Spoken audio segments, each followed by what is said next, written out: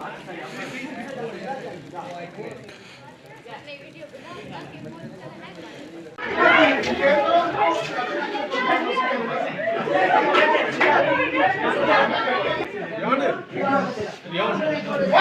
खींचूंगा sir आपकी।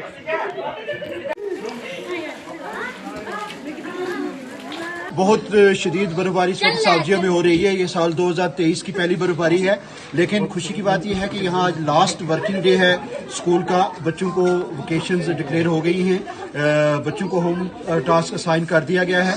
लेकिन जिस हिसाब से ये बर्फबारी शुरू हुई है और तेजी के साथ ये 10 मिनट में इतनी एक्यूमुलेशन यहाँ हो गई है बर्फ की, तो मुझे लगता है कि शदीद ठंड होने वाली है।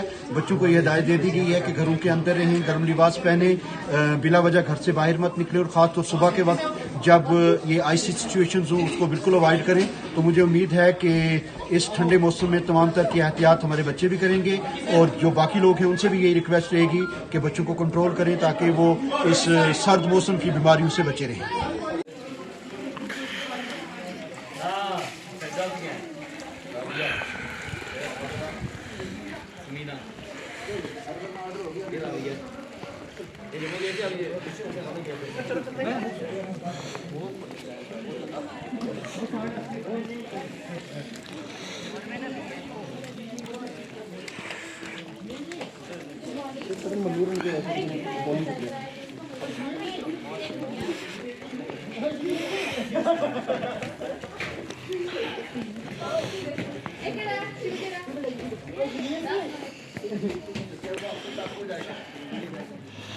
सच जा कहना बताओ तो मैं चाहूँ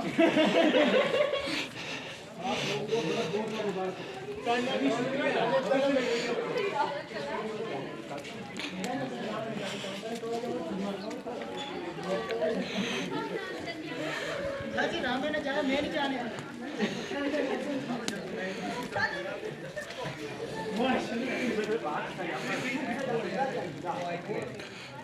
वीडियो बना